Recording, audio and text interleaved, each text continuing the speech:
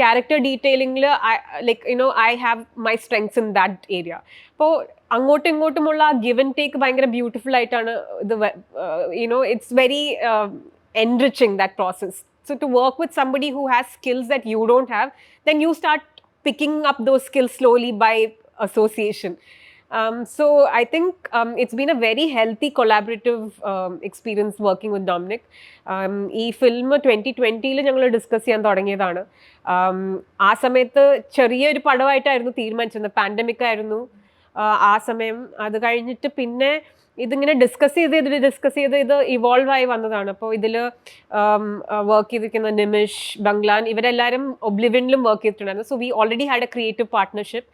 പിന്നെ ഇതിൻ്റെ ക്രിയേറ്റീവ് ഭാഗമായ ജിതിൻ പുത്തഞ്ചേരി, ഞങ്ങളെല്ലാവരും ഇങ്ങനെ ഡിസ്കസ് ചെയ്തിട്ട് പിന്നെ V realise the potential four telling A much larger story. അങ്ങനെയാണ് ഇത് ചാപ്റ്റർ 1 ആക്കിയതും ബാക്കി ഇനി ഡെവലപ്പ് ചെയ്യാനുള്ള ഒരു ലോകം ഉണ്ട് എന്നുള്ളത് മനസ്സിലാക്കിയതും.